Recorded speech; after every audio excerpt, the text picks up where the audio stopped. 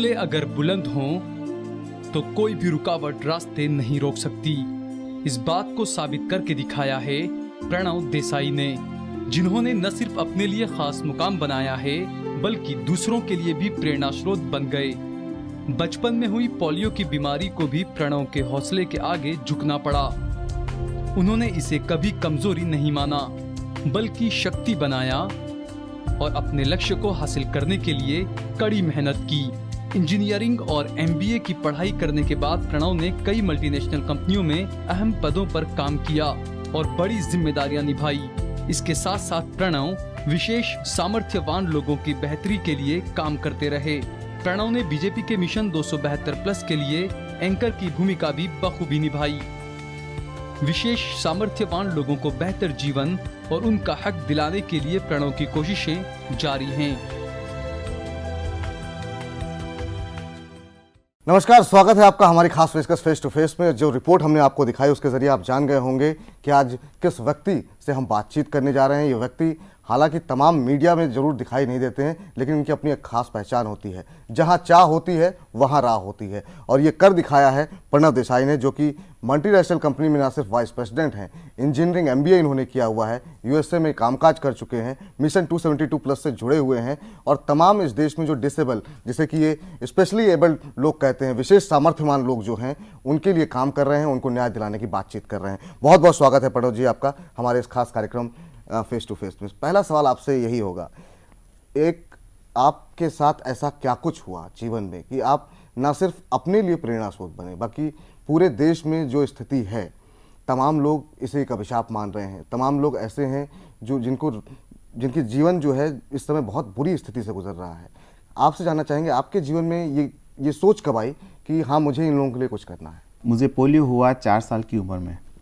तो जैसे समझ सकते हैं कि जब पोलियो होता है तो काफ़ी कुछ उम्मीदें कम हो जाती है, मगर परिवार ने एक दृढ़ संकल्प से मुझे पढ़ाई के ऊपर फोकस किया और काफ़ी कुछ प्रोत्साहित किया। तो मैं मानता हूँ कि वो पढ़ाई का जो फोकस था हमारे फैमिली में, उसकी वजह से मैं इंजीनियरिंग किया, एमबीए किया, और दोनों पैर में तकलीफ होते हुए भी एक सामान्य कॉम्पिटिटिव प्रोफेशनल, क्योंकि मैं अमेरिका में 15 साल से हूँ, तो पूरा एक कॉम्पिटिटिव वर्ल्ड रहता है, एनवायरनमेंट रहता है।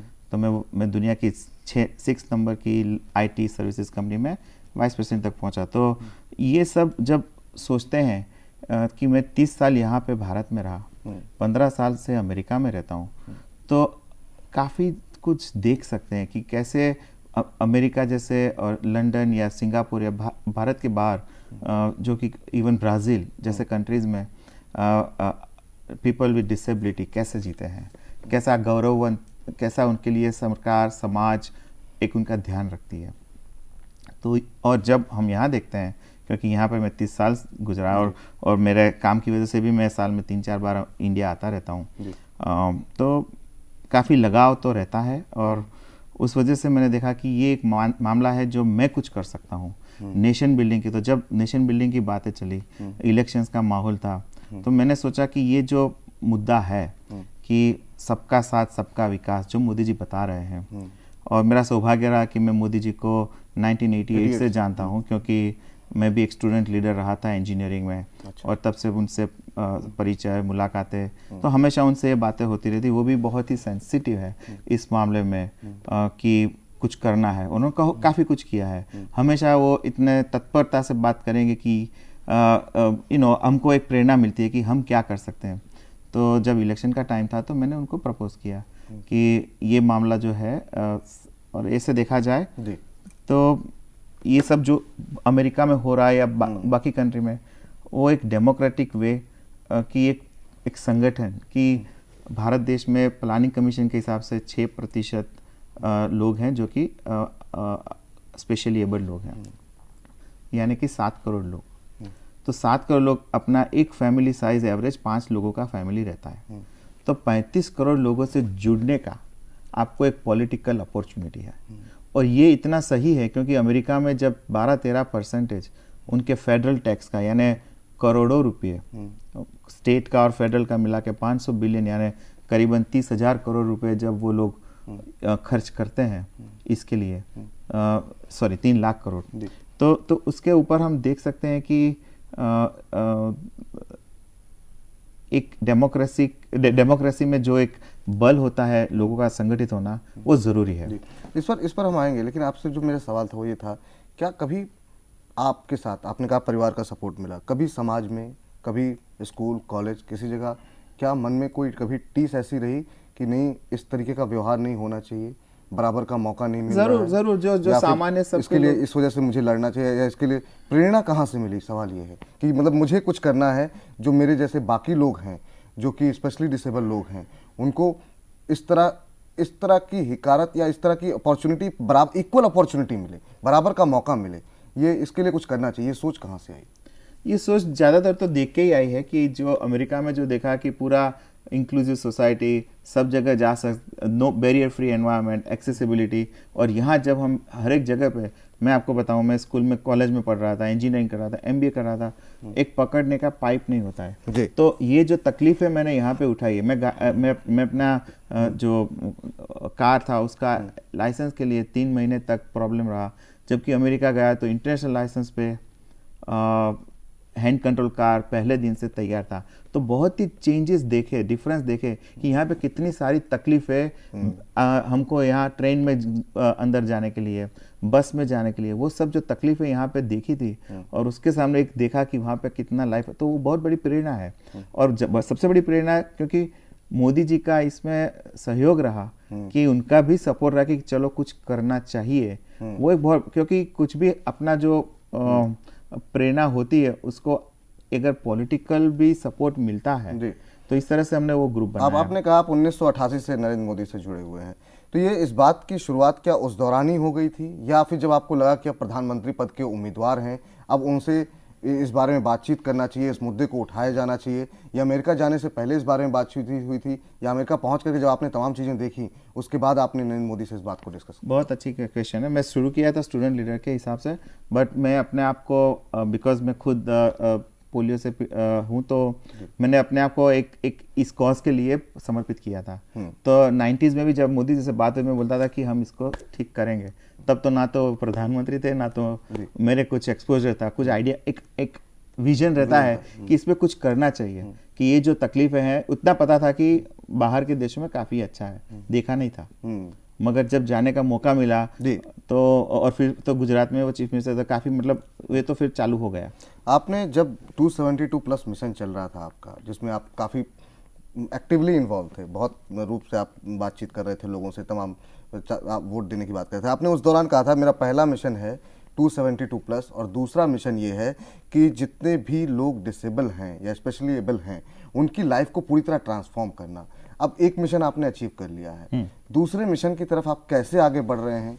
क्या कुछ बातचीत हो रही है इस बारे में? चूंकि अब सरकार बन चुकी है, क्या अब आप कम्युनिकेट कर पाते हैं मिनिस्ट्री के साथ, PMO में, या फिर सीधे PM के साथ? मैं कोई पॉलिटिकल पार्टी या मैं एक मिशन इंडिया 272 एक मिशन था, उसमें मैं एंकर रहा, empowering the specially abled group, जिसके तहत हजारों वॉलंटियर्स ने काफ़ी रस दिखाया, काफ़ी वॉलंटियर काम किया। जैसे कि हमारा एक्ट जो पेंडिंग बिल है, rights of people with disability, उसके लिए कई सारे सैकड़ों सजेशंस आए कि क्या चेंज आना चाहिए। तो मुझे काफ़ी कुछ लोगों से मिला सीखने को, तो वही सब करके अभी हमारा काम वही रहेगा। मैं कोई सरकार में नहीं हूँ, मैं कोई इस तरह से मैं बात नहीं कर रहा हूँ, बट हाँ सलाह ज़रूर दे सकते हैं, और सुनने वाले भी हैं ये सरकार में, ये अच्छी बात है। आपसे जानना चाहेंगे 1995 में एक इसको लेकर के एक एक्ट आया था, पर्सन विद डिसेबिलिटी, उसके बाद से कितना बदलाव आप देख रहे हैं, कितनी चुनौतियां, अभी क्या चैलेंजेस आप देख रहे हैं? इसलिए बीजेपी ने, आप अगर देखें तो एक मैनिफेस्टो में 7 कमिटमेंट्स दिए हैं for people with specially abled. तो वो 7 कमिटमेंट्स में एक है कि अच्छा सा कायदा, बिकॉज 1995 का जो एक्ट है उसमें इतना कुछ भी नहीं है जो कि आज की तारीख में जो चाहिए। आप देख सकते हैं 20 साल में कोई काफ़ी फ़र्क पड़ा नहीं है, इसीलिए नया बिल लाने की काफ़ी ज़रूरत है, और नया बिल जितना जल्दी आ सकता है उतना लोगों को फ़ायदा होगा। तो मैनिफेस्टो में भी लिखा है कि एक्सेसिबल बनाएंगे गवर्नमेंट बिल्डिंग्स और बिल्डिंग कोड और वो सब। तो ये जो बातें हैं अभी और मैं जहाँ तक जानता हूँ जो चीज़ मैनिफेस्टो में रहती है मोदी जी उसको पूरी तरह से करवाएंगे, वो मेरा विश्वास है। तो ये चीज़ें होगी, अभी कैसे होगी ये सब काम करना पड़ेगा सबको साथ में। तो अच्छा ये है कि गवर्नमेंट या जो भी रूलिंग पार्टी जो है उन लोगों ने तो बोल दिया कि ये उनका विजन है, ये जो भी उनका मैनिफेस्टो है। अभी CSR मतलब कॉर्पोरेट सोशल रिस्पॉन्सिबिलिटी करके जो नया एक्ट आया है उसके तहत भी ऐसा माना जाता है कि करीबन 20,000 करोड़ रुपए हर साल कॉर्पोरेट सोशल रिस्पॉन्सिबिलिटी यानी कि समाज व्यवस्था के लिए, एनवायरनमेंट के लिए वो सब प्रोजेक्ट्स आएंगे, पब्लिक प्राइवेट पार्टनरशिप ऐसे सब आएंगे। तो मैं मानता हूँ कि, और मेरी अपील है सब जो भी इंडस्ट्रियलिस्ट है, कॉर्पोरेट CSR लीडर्स है, CII से बात किया, तो इसको 360 डिग्री से हमको हैंडल करना पड़ेगा कि कॉर्पोरेट्स भी अपनी कंपनियों की डिसेबिलिटी पॉलिसी एडॉप्ट करें। वो लोग भी बोले कि हाँ 10 से 20% उनका जो 2% ऑफ द प्रॉफिट वो भी 2,000 से 4,000 करोड़ रुपए इस काम के लिए अभी शुरू हुआ है, बहुत ही नई चीज़ है। तो कॉर्पोरेट सेक्टर, गवर्नमेंट, और तीसरी जो बहुत ही इंपॉर्टेंट चीज़ है अवेयरनेस। आज की तारीख में ये अवेयरनेस, इसलिए मैं आपसे बात कर रहा हूँ और मुझे खुशी है कि आप इसको एक इम्पोर्टेंट चीज़ समझ रहे हैं कि ज़्यादातर लोगों को उनके राइट्स का पता नहीं है। एक जो सेंसिटिविटी होनी चाहिए, आप अगर बहुत ही करोड़ रुपए का एक बंगलो है, आप उसमें एक पकड़ने का पाइप लगाने का तो 1,000 रुपया खर्चा है। एक कॉलेज या स्कूल को ये वैचारिक हम दृष्टि से हम देखें तो खर्चे की बात नहीं है, ये मात्र एक सेंसिटिविटी और एक पर्सपेक्टिव कि अच्छा ये लोग भी दुनिया में है, उनके लिए क्या, ये एक जो सोच है वो बहुत, और ये बहुत ही सरप्राइज लगता है कि हर एक के घर में कहीं ना कहीं होता है, बट सबने स्वीकार लिया है कि हाँ वो तो कोने में रहेंगे, उनको खाना पानी दे देंगे और ठीक है वो वैसे ऐसे चलेगा, और वही हमको बदलना है। चलिए एक छोटा सा ब्रेक ले रहे हैं प्रणव जी यहाँ पर।